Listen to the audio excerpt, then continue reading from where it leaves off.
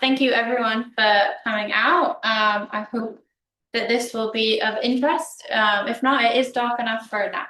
It'll still be an evening well spent. So yes, I'm a lecturer in the history of mathematics at the Open University. And a lot of what I'll talk to you about today is based on my doctoral research. So my PhD was on Mary Somerville and specifically on her mathematics. So most of this talk will be about her impolite society and how that provided her access to the scientific world. But then there will be sort of a definite bias towards mathematics, just because that's the background that I have. So who was Mary Somerville? So she was born Mary Fairfax in 1780. And she grew up in a small town called Burnt Island, which is just across the Firth of Forth from Edinburgh. I'm going to refer to her as Somerville throughout this talk, but it is useful if you remember her maiden name of Fairfax, because it makes a story much easier to explain later. So she grew up in this small seaside town. We actually have an autobiography that she wrote in the 1860s. So she was in her late 80s when she wrote this autobiography, kind of reflecting back on her early childhood. And the thing that comes through was her explorations of the beach, her enjoyment of looking at local rocks and plants and animals, and just really building a love of nature. And this continues throughout her life and her writings. And it's quite common in the 19th century, especially in Britain, to just try and show that scientific work wasn't incompatible with religion or theology. But in Somerville's writings, it's not just compatible, it's kind of part and parcel of the same thing. For Somerville, mathematics was a way to study nature, to understand the creation with a capital C.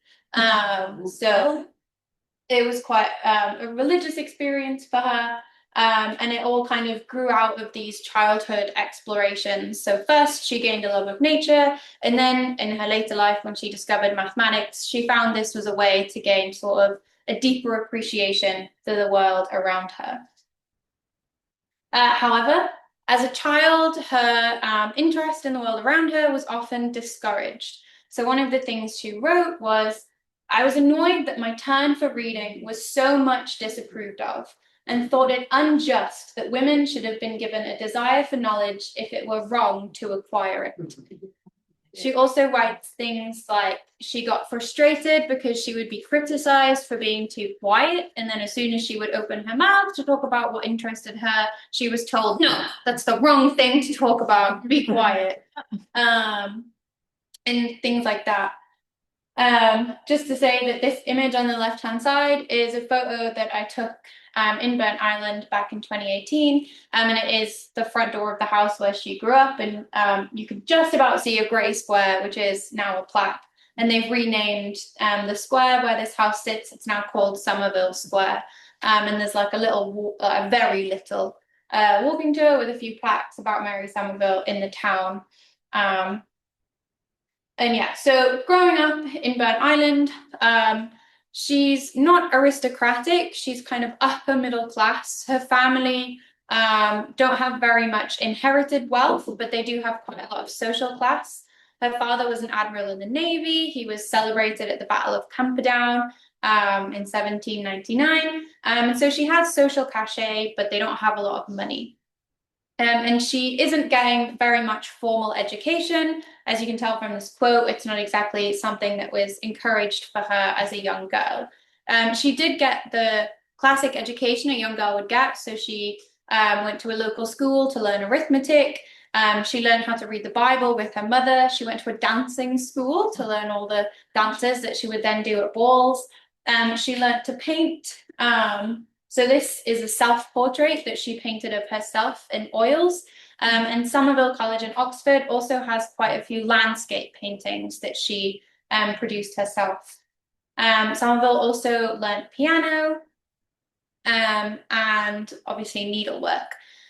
So she was getting this sort of basic education. She had 1 year at a boarding school, which her parents thought was a waste of money because she came back still unable to spell.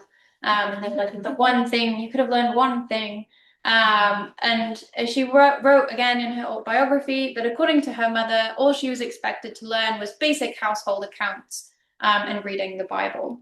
But she obviously wanted a bit more than that. If we fast forward to the 1790s, Somerville is a young lady. She's now going out into society, and she's just a hop, skip, and a jump from Edinburgh. So this is the society where she's first sort of introduced. Her aunt and uncle have a house in Edinburgh where she often stays, and she said that she never lacked for a chaperone, so she could go to balls, go out to the theatre. And she, like, as I say, was part of this sort of socially elite class. So she was going out being very Jane Austen about it all. At some point during this time, she became acquainted with Professor John Playfair, who was the professor of natural history at the University of Edinburgh. And he clearly became very formative in her lifetime. Later on, she described herself as I was Miss Fairfax, a little Scotch girl, a pupil of Dr. Playfair. Unfortunately, there's very little archival materials to do with Somerville's early life. All we have are these little dribs and drabs. So it's not totally clear what kind of work she was, or like what kind of study she was doing with Playfair. Though she does mention that she would read this book, Mécanique Céleste by Pierre-Simon Laplace. And when she would meet with any difficulty, he would give her vague encouragement. What more could you want from a teacher than just, yeah, it's hard, keep going, try again. And again, this is an image of a house that she stayed in Edinburgh, and again, it has a plaque. So you can tell that I quite enjoy doing little, I don't know, I will sort of go out of my way if I'm vaguely near a Somerville location to just go and visit that location, to the point where I'm going to Paris tomorrow to give a talk. So obviously on Saturday on the way back, I'm visiting a palace where Somerville stayed while she visited, while she was on her way to Paris. Yeah, so just ticking these things off as and when I can. And it means I've got nice photos for these occasions. So after her early childhood in sort of Burnt Island in Edinburgh, in 1804, so she's 23 years old now, she gets married to a distant cousin called Samuel Grieg. He was descended from a line of Scots who had moved over to Russia during the time of Catherine the Great to sort of start the navy there. So he's a navy man based in Russia, but he gets a job as the Russian consul in London. And they moved down to London together. They're living on Great Russell Street. But unfortunately, this is how Somerville describes her life as a newly married woman. My husband, Samuel Grieg, had taken me to his bachelor's house in London, which was exceedingly small. I was alone the whole of the day, so I continued my mathematical and other pursuits, but under great disadvantages. For although my husband did not prevent me from studying, I met with no sympathy whatever from him, as he had a very low opinion of the capacity of my sex, and had neither knowledge of nor interest in science of any kind. I took lessons in French and learnt to speak it so as to be understood.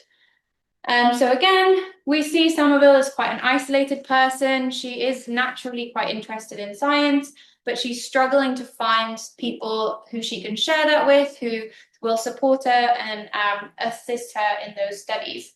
And yeah, just highlighting that learning French will be very useful very imminently. She wasn't quite as isolated as this passage makes her sound. As I mentioned, this autobiography was written at the end of her life, by which point she married a second time and had a very long and happy marriage. So maybe she was just trying to draw a contrast, or maybe this was all she could remember. But she also mentions people that she met during this period of time. So this marriage only lasted 3 years before her husband sadly died.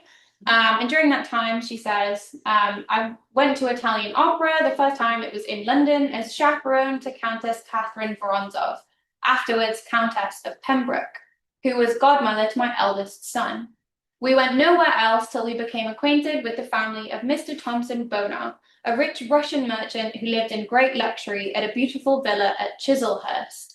And I will mention here that she goes on to describe the brutal murder of Thompson Bonar and his wife while their children were out at the theatre one night. Apparently, one of their servants dashed their brains out with a poker. And this is the first of many brutal deaths that are described in Somerville's autobiography. I think that's quite a Victorian thing. She doesn't seem to think that that's a weird thing to do. She'll literally be like, oh, my daughters, they climbed Mount Vesuvius. The next day, a hole was blown out the side of it by an eruption, and many people died. Well, tomorrow I'm going sailing. So she definitely has a different attitude to writing about death in her autobiography. And yeah, the Bonars have the honor of, I think, being the first brutal death that gets described, which maybe is some recompense. But anyway, so she's met these Russian merchants. She's become good friends with them. And in fact, Catherine Vorontsov and Mrs. Bonar and Miss Bonar are all people who subscribed to the Royal Institution. And this information is available in a really great thesis written about women subscribers to the Royal Institution by Hattie Lloyd back in 2019. And it turns out that Mrs. Greig of Great Russell Street, which, as we know, is Mary Somerville, as she was then known, was also a subscriber in 1805. So the Royal Institution on Albemarle Street was a very fashionable location. Humphrey Davy gave a lot of lectures there. It's where he sort of made his name as a chemist. And people would go there for lectures in chemistry and poetry and mechanics. We don't have any information about which lectures Somerville would have gone to, but it seems very likely that she did attend lectures. And so she would have started to build that community of people who had similar interests to her, even if she doesn't acknowledge that in her autobiography. I also think it's notable that she says, I was alone the whole of the day, but it seems like Miss Greig, which is presumably her sister-in-law, also lived in her house. So either they didn't get on or maybe she just lived next door. But yeah, they were both subscribers to the Royal Institution. As I mentioned, actually, something I didn't mention, Catherine Vorontsov had an aunt who was also called Catherine Vorontsov, and her aunt was the first woman to head a scientific academy. So this was in Russia still, and she was a very good friend of Catherine the Great. And so it is also possible that Catherine Vorontsov, Countess Pembroke, would have spoken to Somerville about her aunt and about the fact that Somerville was not alone in having these aspirations and interest in science. The still Russian Catherine Vorontsov, the aunt, I think she did visit the UK, but I haven't managed to pin down whether her and Somerville ever interacted in any way. And so yeah, fast forward to 1807, Somerville leaves London after the death of her first husband, and this is how she describes her new life. As I did not go into society, I rose early, and having plenty of time, I resumed my mathematical studies. By this time, I'd studied plane and spherical trigonometry, conic sections, and Ferguson's astronomy. I think it was immediately after my return to Scotland that I attempted to read Newton's Principia. I found it extremely difficult and certainly did not understand it till I returned to it some time after. So Newton's Principia is a very canonical work in the history of mathematics. It's kind of where he first gave his mathematical description of the motion of the solar system dependent on the law of gravity, and kind of reduced the motions of planets, moons and things to mathematical formulae, leading to really accurate tables of positions of all these celestial bodies. And it has very advanced and difficult mathematics. It does not have his differential and integral calculus in. He continued to use a method of ultimate ratios in his Principia, even though he had invented the calculus some years earlier, which is a fun little history of maths fact. Which if anyone wants to know more, do drop me an email at the end. So it's funny that kind of this way that we would do it now, he invented but didn't use for some reason. Oh, it's done the freezy thing. So we can see that she's still reading, working independently. And I will just point out that a lot of this is quotes from her autobiography, again, because we have so little archival evidence of her time here. She doesn't really make a mark on the, I wonder if you move the mouse onto this screen.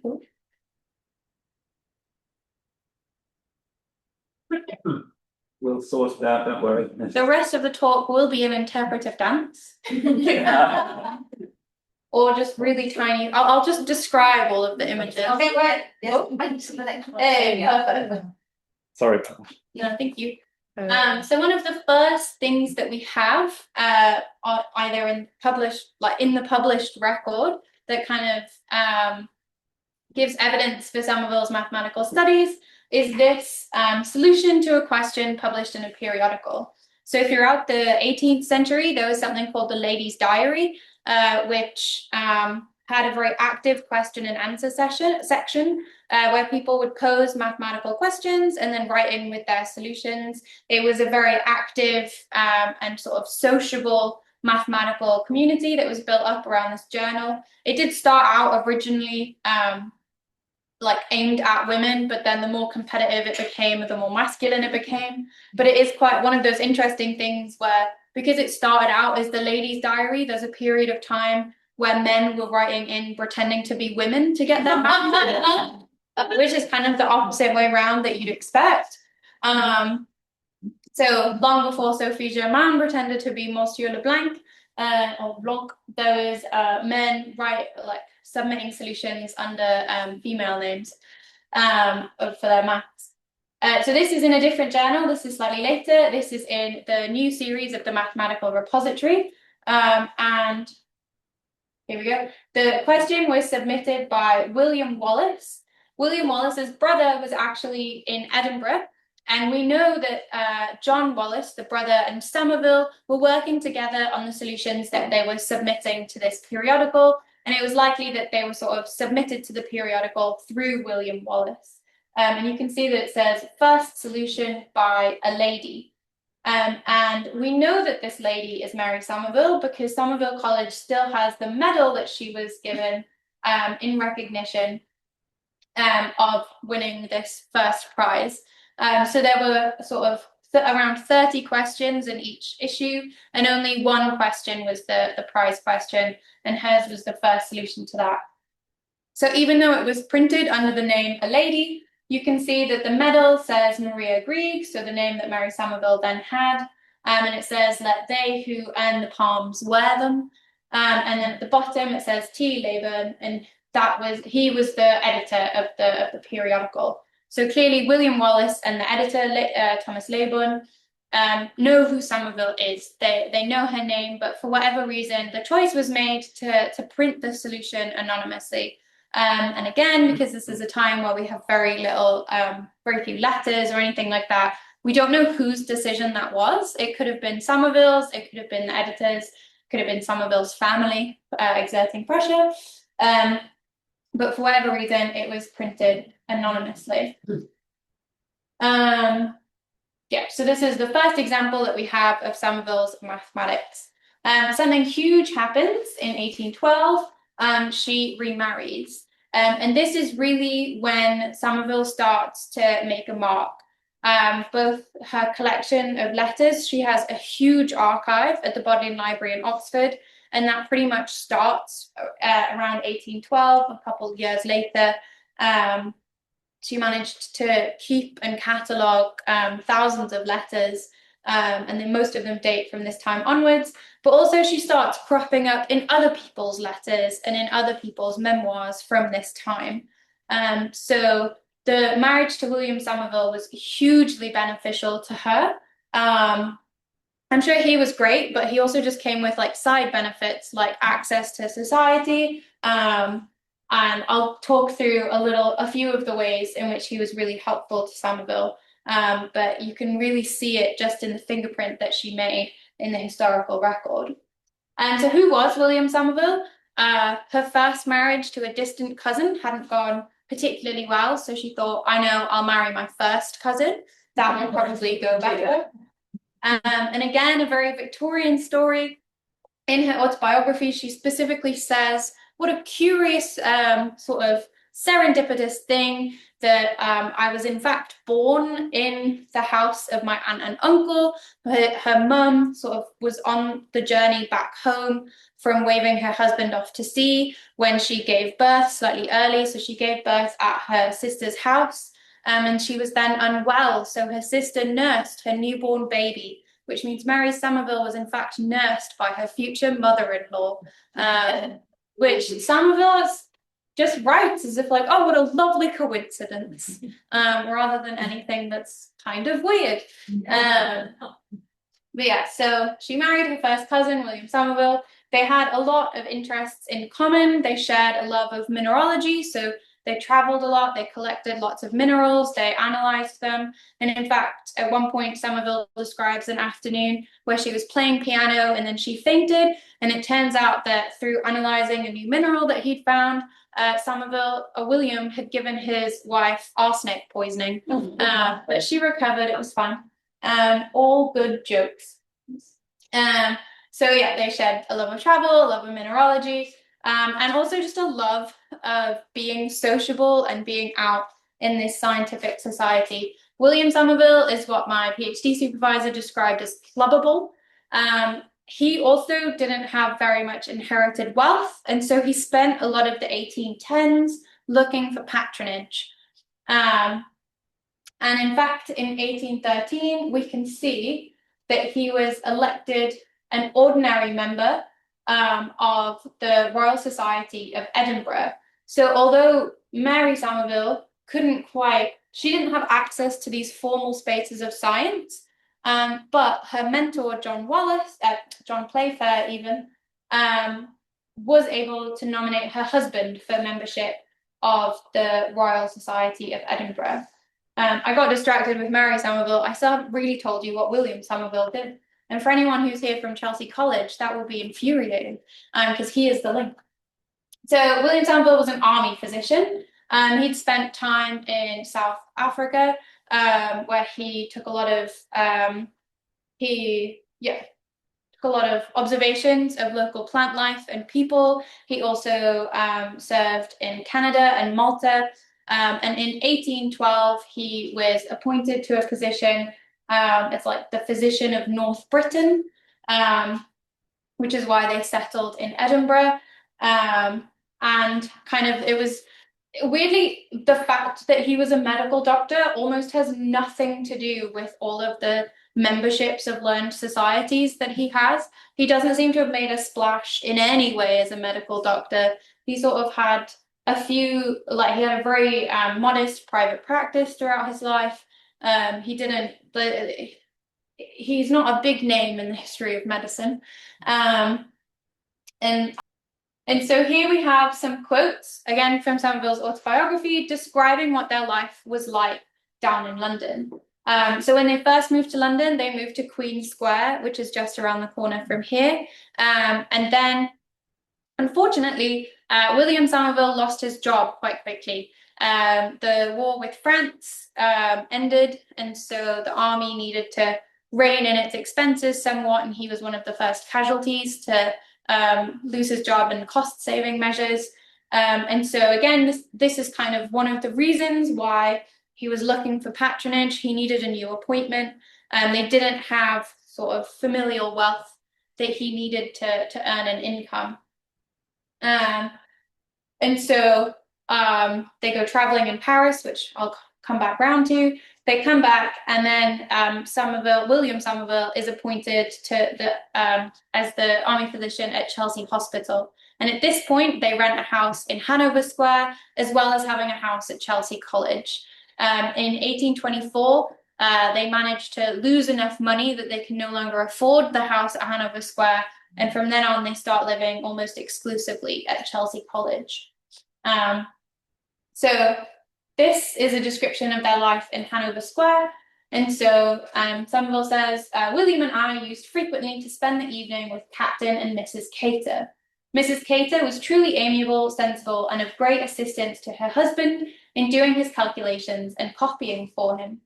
All kinds of scientific subjects were discussed, experiments tried, and astronomical observations made in a little garden in front of the house.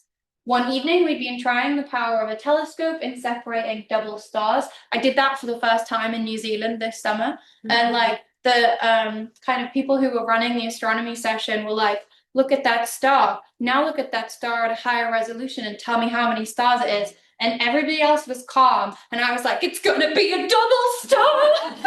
And like, I was all alone on this holiday, so I didn't have anyone to explain to about why I was so excited about it being a double star. So there you go. Now I've shared it with you. It was a double star.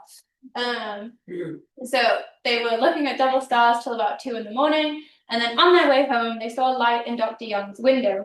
And when Somerville rang the bell, down came the doctor himself in his dressing gown and said, come in, I have something curious to show you.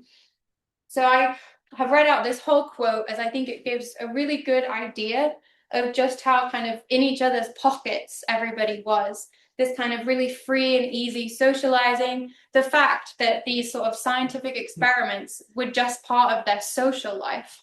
They were doing these astronomical observations out in the garden, both because they wanted to, push knowledge on, but also it was fun. And that was something that they had in common and they would share with each other.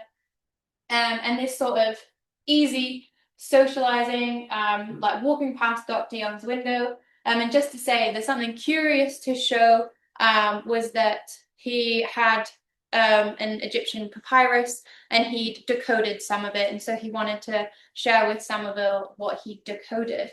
And so it wasn't just scientific experiments, there's all different sorts of intellectual endeavors all going on in this group. There's no very sad distinction between STEM and arts as we have today. They were all seen as sort of beneficial endeavors. Oh, before I move on, one of the things that I also really like about focusing on the kind of polite society aspect of Somerville's existence in London is that it's really easy to look back at her as a mathematician and see that she was the only woman. She was friends with Ada Lovelace, so then you have kind of two women that liked maths, but they just looked like anomalies. Whereas if you look at the social kind of group that she was in, I don't think she would have seen herself as quite such an anomaly. She was an anomaly for the fact that she got recognition for the work that she was doing. She had publications in her own name, but she was surrounded by other women who were also contributing or just enjoying science. And so one of the women that I like to mention is Eliza Young. So the wife of Dr. Young, who Somerville doesn't mention, but almost certainly would have known. And I think it's Arago tells a really good story that he was having an argument with Thomas Young. They were arguing about the nature of light and kind of calculations that had been done. And they were arguing, and then apparently Eliza just stood up, went to the bookshelf, pulled out a book, opened it on the table and pointed and said, there is the answer to your argument, and then walked away. So she obviously knew enough that she was able to engage with that argument. Arago goes on to say, like, oh, these silly British women, they're so terrified of being called a blue stocking that they won't just open their mouths. So kind of this really interesting insight into the balance of wanting to engage, but like, why would they have a fear of being called a blue stocking? Because it would have led to sort of social isolation. And as soon as you become socially isolated, then you're losing access to all of the sort of scientific experiments that are happening in these social spaces. So there is motivation to kind of walk this fine line. I cannot see a single clock. Okay. Do I have 10 minutes? Yes. Okay. You're absolutely fine. I've got at least another 4 hours, so I'll set okay, so another anecdote from the autobiography. One bright morning, Dr. Wollaston came to pay us a visit in Hanover Square, saying, I've discovered 7 dark lines crossing the solar spectrum, which I wish to show you. Then, closing the window shutters so as to leave only a narrow line of light, he put a small glass prism into my hand, telling me how to hold it. So for people that don't know, if you diffract light through a prism to get a rainbow, depending on what materials that light has passed through, you'll get different gaps in the rainbow. And so this is a method that scientists have used to discover different elements in space, what stars are made of. It's a really cool thing. They're called Fraunhofer lines. And the prism that Somerville ultimately bought was a Fraunhofer prism made by Fraunhofer. So she's kind of like in the thick of it. This thing, like this was still very much emerging. It was a brand new thing. And so again, kind of just demonstrating that Somerville wasn't someone that was sort of being condescended to or just accepted as a novelty. She was someone who people wanted to share this collaboration with and share these ideas with. She was a really valued member of this scientific society, and kind of just through being part of this social milieu, she was finding out about cutting edge scientific knowledge. The final one, Somerville and I were very happy when we lived in Hanover Square. We were always engaged in some pursuit and had good society. We were intimate with Mr. now Sir Charles Lyell, who, if I mistake not, first met his wife at our house, where she was extremely admired as the beautiful Miss Horner. Until we lost all our fortune and went to live at Chelsea, I used to have little evening parties in Hanover Square. So Charles Lyell was a geologist, and it's sort of become more widely known now that his wife, Mary Horner Lyell, supported her in that endeavor. And in fact, Lyell is someone who had made a very astute kind of observation of the Somervilles, and he said that if Mary Somerville had married another mathematician like Laplace, then we would never have heard her name. All of her work would have been subsumed into his. Which I find really galling that he was then happy to subsume his wife's work into his, but I guess different times. I'm going to skip past this. This is stuff from 1816, so when Somerville's still at Queen Square. So this is her continuing to write solutions to puzzles that are being published in the mathematical repository. So she submitted 5 more of these solutions. So she's continuing to be part of this very active community of participants in these question and answer sections. But she's also, we can see from these solutions that she's really developing her mathematical skills. She's learning things like integration by parts, polar coordinates, and kind of trigonometry, all things that are going to become really useful when she starts applying her mathematical knowledge to the study of physical astronomy. Yeah, I really ran out of time. Okay. No, you've still got plenty of time. Oh, but I've got, okay, we'll see. I guess at some point I'll just stop. So yeah, in 1816, she was visited by someone called Jean-Baptiste Biot, who was a French physicist. He was visiting the UK to take measurements of the meridian arc. And he stayed with the Somervilles, and then they, having lots of contacts in Scotland where they were from, they provided him with a letter of introduction when he went up to the north of Scotland to continue doing these observations. Biot writes back down to William Somerville and says, I ask your permission to write to Madame Somerville in a few days a letter from Madame Gabrielle Biot. For me, that will be an occasion and an excuse to have the great honor to write to her. And so it seems by this point, the Somervilles have already decided that they're going to go visit Paris. And so Jean-Baptiste Biot is here offering to write a letter of introduction to his wife so that when they arrive in Paris, they'll have someone to show them around. Biot goes on to say, I entreat Somerville, if she meets some difficulties in her study of mathematics, to send them to me, and I will not make her wait for the answer. Please, monsieur, if possible, obtain this favor from her for me. So again, we see that Somerville's very open about her mathematical studies, even with foreign visitors.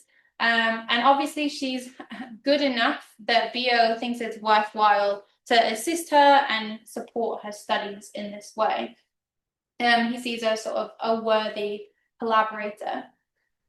The Somervilles do go to Paris in August 1817. And while they're there, they are hosted by Gabrielle Biel. She introduces them to kind of all the savants of Parisian society. They go to the Jardin des Plantes, the Institut de France, all of these things that I hate saying in public with a French accent, but also without a French accent, there's no way to win. And so they go to the School of Mines and they just meet a who's who of French science at the time. And one of the key people for Somerville that they meet is Pierre-Simon Laplace. He's recently written a book called The Mécanique Céleste, and this is an update of Newton's Principia. It's tying together all of the research with the differential calculus now that's been done in the intervening 150 years or so, with all its applications to physical astronomy. And so through all that research, you get the most accurate planetary tables that have ever been had. And you can now apply this work to tides and comets. And it's very powerful stuff, but it's very difficult to read. And not very many people in Britain are able to read it. But Somerville is one of the people who has read it. And so it would have been quite amazing for her to go and meet Laplace and have somebody with whom she could have this intellectual conversation about the mathematics. And in fact, this is a diary that she kept while she was there. And she says that she discussed the mathematics of the Mécanique Céleste with Laplace while she was there. And she writes a letter home to her mother. And she says, "The list of those we saw in Paris is too great to send to you. But I cannot omit what gratified us so highly, that we were twice at the country seat of Monsieur Laplace, once in the evening, the other time at dinner. He received us with great kindness and had a very pleasant party to meet us." In her diary, she goes on to say, "I complimented Laplace on the Système du Monde," so another work by him, "as a work displaying at once depth of science and elegance of composition. He said, yes, you're right, but that he did not think the English or any other nation could appreciate the beauties of French literature." So he wasn't much fussed about her opinion, but this does change because 7 years later, he writes a letter to Somerville and he describes her as one of few enlightened judges of his work. So I feel like Laplace seems like a kind of guy who was testing her and she passed. An anecdote starts to spread. It turns up in the diary of Queen Victoria. It turns up in the work of Maria Edgeworth, as well as when Somerville dies, it's in almost every newspaper obituary across North America and Europe. Holland, another scientist, in his obituary of Somerville says, "I believe the anecdote to be well-founded, that Laplace himself, commenting on the English mathematical school of that period, said there were only 2 persons in England who thoroughly understood his work, and those 2 were women, Mrs. Greig and Mrs. Somerville. The 2 thus named were in fact 1, Mrs. Somerville, twice married." So yeah, and it's really interesting to track how this anecdote turns up, because sometimes she's the only woman who understands his work, sometimes it's the only person. So I really like this one because he does just say 2 persons in England, and sometimes it's the only 3 persons in England, and they list Miss Fairfax, Mrs. Greig, and Mrs. Somerville. So still only 1. So yeah, as I mentioned, in 1824, they moved sort of permanently to the Royal Hospital in Chelsea. And this Charles Caldwell was an American physician, and he went to visit in the early 1820s. And it's very condescending the way he writes about her. He's like, he was a physician, so he was obviously there to visit William Somerville. He didn't really know who Mary Somerville was before he arrived. William Somerville had to go off and do some jobs, so he says, "I'll leave you with my very capable wife. You can entertain each other." And so Charles Caldwell says, "Okay, well, I saw some mineralogy books on the table, so I opened some conversation about mineralogy, and she almost knew as much as I did. Then I saw some books on physical astronomy, so I thought, let's converse on this topic for a while. She knew even more than I did." And he goes on.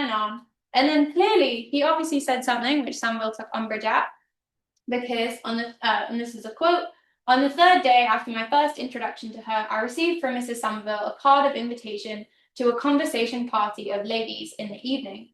Accordingly, on entering Mrs. Somerville's tasteful but not gorgeous drawing room, my kind cicerone, I don't really know what that word is, but I googled it and it's someone who hosts parties, said to me playfully, but in an undertone, "I have caught you. Prepare yourself. You are soon about to have female conversation enough to convince you that the ladies of England can talk as well as those of your own country, the USA. A truth which you seem to doubt." So he obviously had said some sort of comment that he hadn't been impressed by the conversation of women in Britain, and so Somerville set out to prove him wrong and let him out to the wolves. People like Mrs. Fry, or whose first name escapes me, that's really bad. She used to be on the £5 note. Yes, thank you. You've got me.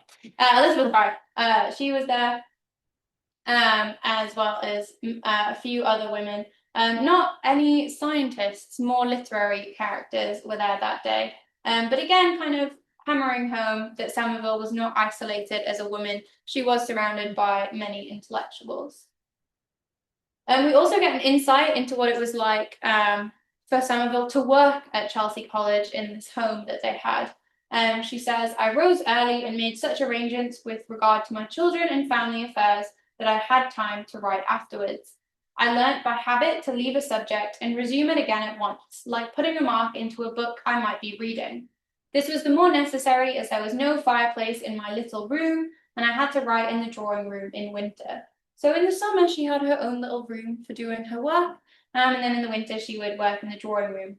She does mention that she would get quite annoyed that because people would travel all the way out to Chelsea College to go and visit her.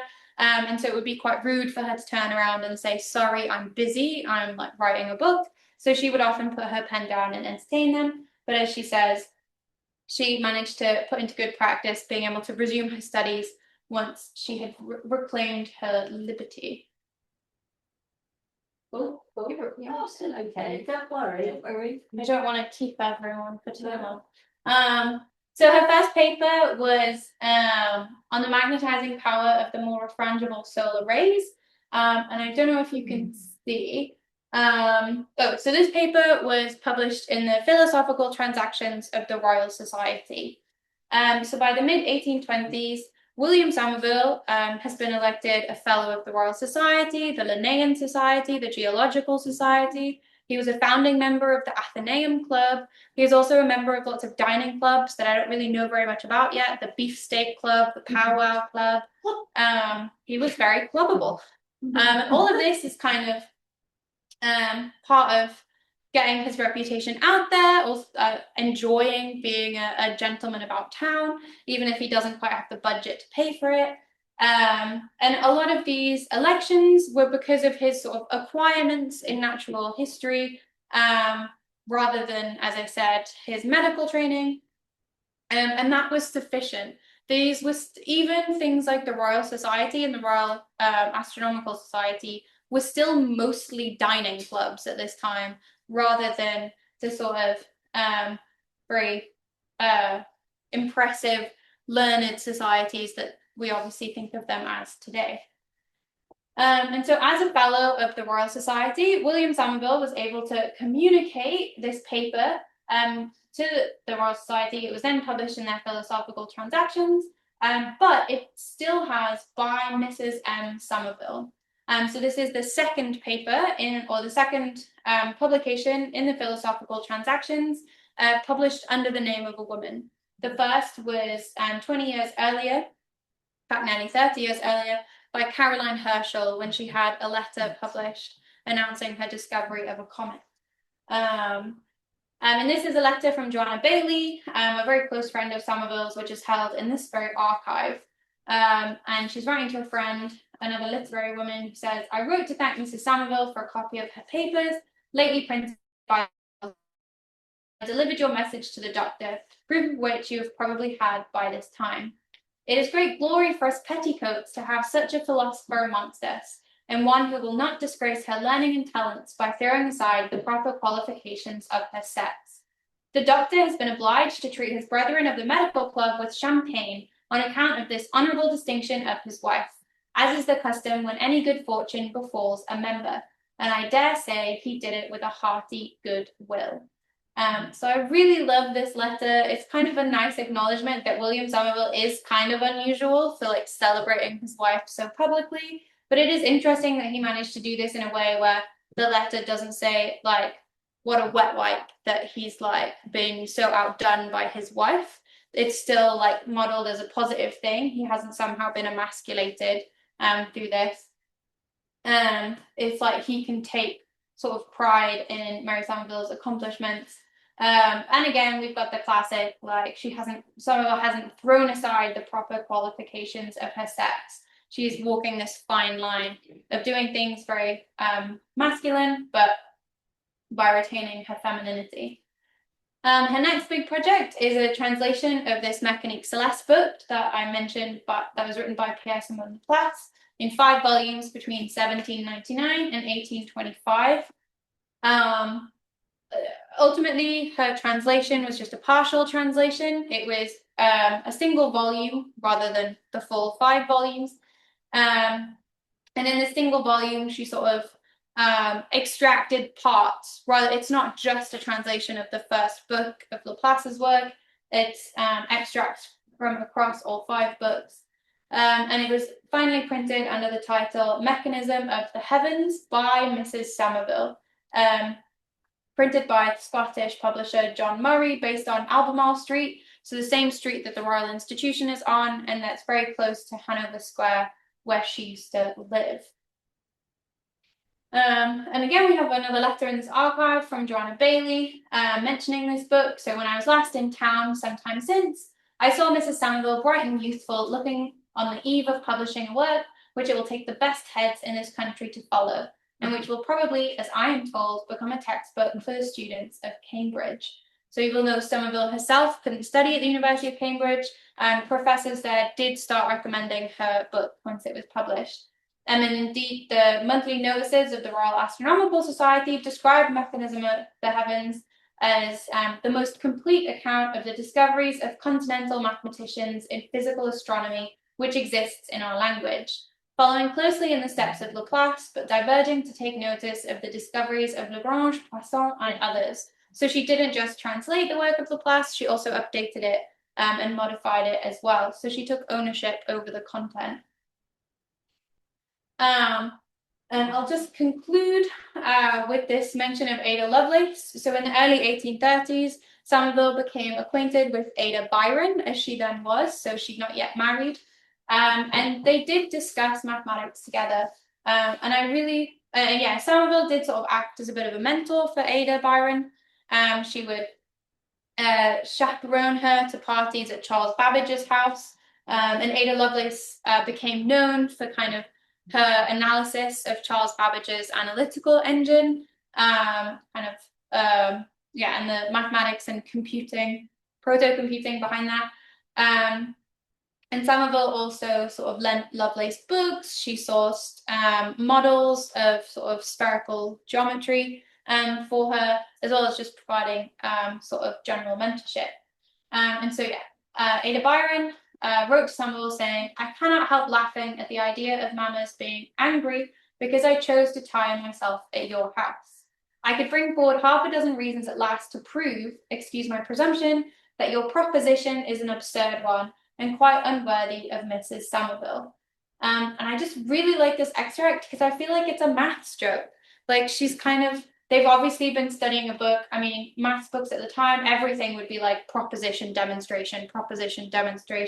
And she sort of, so the context of the letter is that Somerville has sort of said, I heard that your mother was angry. I like overexerted you and we were talking about maths the other day. And Ada Lovelace did have trouble with her health throughout her life. And so Lovelace's response is this sort of joke of saying, you're a better mathematician than that. Even I can prove you wrong. Like, don't make such silly propositions or assertions. Lovelace was the same age as Somerville's 2 daughters. And so they were very close friends. And in fact, the man that Lovelace ended up marrying, William King, he was a very close friend of Somerville's son from her first marriage, Baron of Reed. So the 2 families were very close together. They were very they had intimate ties across generations. And so this is probably the closest that Somerville had to another woman with whom she could really share her interest and her love of mathematics. In 1838, the Somervilles left London. They moved to Italy, where they lived a very peripatetic life. But the connections that Somerville had built in London were still very crucial to her access to scientific knowledge. So people that she had known in London would send her books. She would also get sent journals. She was one of the named recipients of the astronomical observations from the Royal Observatory at Greenwich, and also the Royal Institution would send her their journal as well. And so all of these connections and all of these connections, this network that she had built in London, kind of sustained her scientifically, even when she lived in a sort of isolation and exile of Italy at the end of her life. And she continued writing scientific books. The last book that she wrote when she was 89 years old. It wasn't a bestseller, but I still think it's impressive that she wrote it. And she sort of saw a lot of this publishing as a way to provide for her two unmarried daughters. So she kept writing new editions of her works right up until she died at the age of 91. So if you want more history of maths, join the BSHM. And thank you very much for your attention. If you have any questions or comments, please do feel free to email me, and I'll take questions now as well.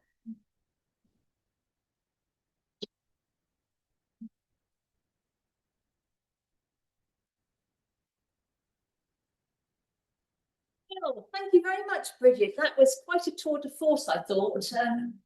Trying to fit in such a incredible life, really. I don't know how she really did it all, but I guess she had 91 years, so she yes, had a lot of but time. even so, yes. Anyway, would anyone like to ask a question or have a comment? Gentleman in the orange. Yeah, hi. Oh, sorry. Oh. Sure. Yes, gentleman in the orange. Blunt question: did she kill her first husband to find freedom? So genuinely, if I don't know, she lived at the same time as Bridgerton, and if I could convince them to do like an expanded Bridgerton universe that includes Mary Somerville, she would absolutely murder her husband in this in this show. What I will say is that's one of the great things about these periods of time where we have very little evidence. Who's to say she didn't kill her husband? Okay, gentleman in the navy, sweater. Yeah, I might be totally wrong. I think she had a major contribution to the discovery of Neptune. Yes and no. Yeah, so the whole discovery of Neptune, she was very much, again, part of this milieu of people who were interested in astronomy, were sort of pushing astronomy forward.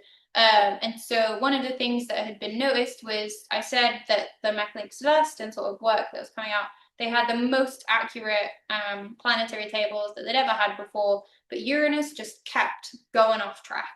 Like they couldn't figure out why, like it would sort of follow their predictions for a little bit of time and then sort of veer off. And so one suggestion was that there was an unknown planet whose gravitational pull wasn't being taken into account in these calculations.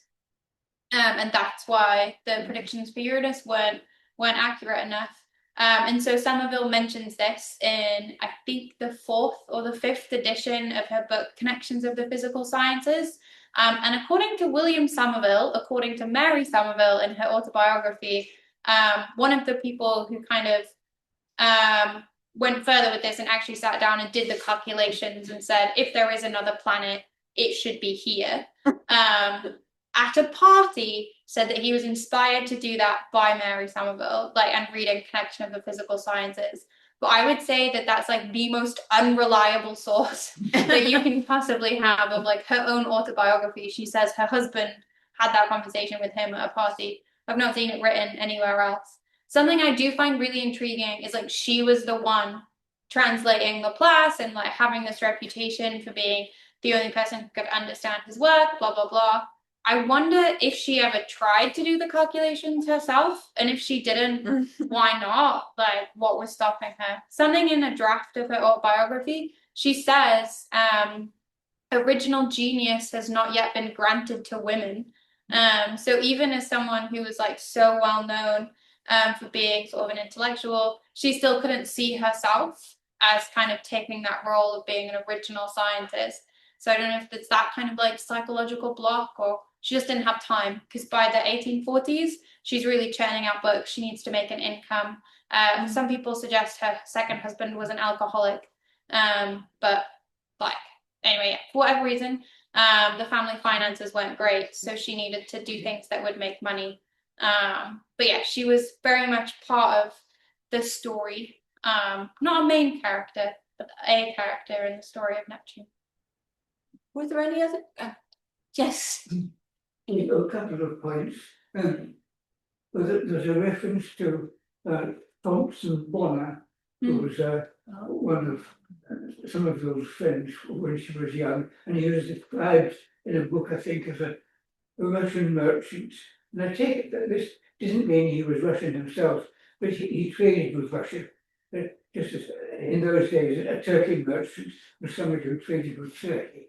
I think he might have been Russian, and Thompson Bonar is an anglicized version of his name. Because Catherine Vorontsov, she would have been a Katerina Vorontsova. She was actually Russian, and then she married into the English aristocracy. So and like Samuel Grieg, he was like his, I think, grandfather had moved to Russia. So he was born in Russia, raised in Russia, always worked in the Russian Navy. He just got a job in London when he married Somerville. So it's possible that Thompson Bonar was in fact a merchant from Russia rather than a merchant who dealt with Russia, because that would have been kind of who Samuel Grieg would have known, and so then who Somerville would have met. But because of the brutal murder, I think it is possible to find out information about Thompson Bonar. Have we got any questions from people? We do. There's one question online. Hazel Brothers, do you want to ask your question? Oh, yes, please. Do you know whether her home in Queen Square is one of the houses that survives? I can answer that. It is actually one of the ones that was demolished. The number escapes me, Haynes, but on John Cottrell's very good Camden Notables website, it's listed there. And I think the one in Great Russell Street is one that also was demolished as well. I see. Thank you. The question was if some of Sorry, the I beg your house, pardon. I haven't repeated a single question. That's all right. They will have heard that. Oh yeah, we'll have heard But that. did everybody hear it in the room? Yeah. So no chance for a blue plaque. And as a matter of interest, are there any people coming in from the Royal Hospital Chelsea? Can they? You wouldn't know. They put their hands up around. Oh, are you from the Royal Hospital? I did use No. Royal Hospital Chelsea. Sorry, I had Yes, different you'd like a question? questions. Yes. I did want to ask if you could talk a little bit maybe about William Werner. William Whewell. Yes. William Whewell was the Master of Trinity College in Cambridge, and he was like an acquaintance of Somerville's, like sort of a friend. He was the person who commissioned Somerville to write the translation of Mécanique Céleste into English. And also, my most hated apocryphal story is that the word scientist was invented for Mary Somerville. And the reason that this story exists is because in a review of Somerville's second book, Connection of the Physical Sciences, William Whewell uses the word scientist. And so if you look on the Oxford English Dictionary, I think it is the earliest usage of the word scientist. But this is a time when I think you got like paid by the word, and also people would use book reviews to just sort of get on a soapbox, to the point where Somerville wrote a book review of 2 German astronomy books. She did not read a word of German. So like she wrote an article about astronomy and like vaguely wafted at these two astronomy books. So the point where like Whewell uses the word scientist, he's on his soapbox saying like, he references connection of the physical sciences. He says, look, these connections are really important, like what a great work. He also has the great line of like, Somerville is in a long line of women intellectuals, you know, there was Hypatia, there was Agnesi. We don't talk about Du Châtelet because she had no morals. And then we have Somerville. And he like explicitly discounts Du Châtelet for like having an affair with Voltaire. So he like uses that as a jumping off point to then talk about the fact that he feels like the sciences are getting too fractured and we need a word to bring people together. But he specifically posits scientist as like quite a derogatory word. Like a scientist would be someone who does science for a job rather than someone sort of enlightened and doing it for the love of knowledge rather than to make money. So yeah, Whewell comes up quite a lot in the story of Somerville, and she sort of plays into his work as well. He also has a really fascinating poem about that he wrote on like to do with connection as well, where he talks about her like something like the illumination of the female mind. And he says that the reason Somerville is so good at explaining science is because she's a woman. Men are good at like doing science, and women are good at explaining science. So yeah, great poem. Yes, Mr. Hillman has a question, I think, or a comment, possibly. Right, you've actually forced me to go back to comment and questions this time last year. Yeah. I offered, and I raised the point then. I think that I can add a bit more and give her the last word again on how Somerville comes out of it. There are craters on the moon. Mm-hmm. There is a crater to Mary Somerville. The Mary Somerville crater is 15 kilometers. I can write this up for you. Is 15 kilometers across. It was designated by the International Astronomical Union. There is a crater to William Whewell, and other people wrote little ditties about him. One of which is, I think it was another Trinity person, throughout all infinity, there's none so great as the master of Trinity. However, William Whewell has a crater on the moon, and his crater is 2 kilometers smaller. It's 13 kilometers across. And if I can offer a further underlining for you, next year will be the 50th anniversary of the International Astronomical Union designating the Somerville crater. The Whewell crater has doubtful provenance as to whether it's acknowledged. Now, did everybody hear all that? Yes. One thing I will add about the craters on the moon is I know that there's someone at the OU who is like having trouble with I think it is the International Astronomical Union. They have very strict criteria of who they will allow things to be named after.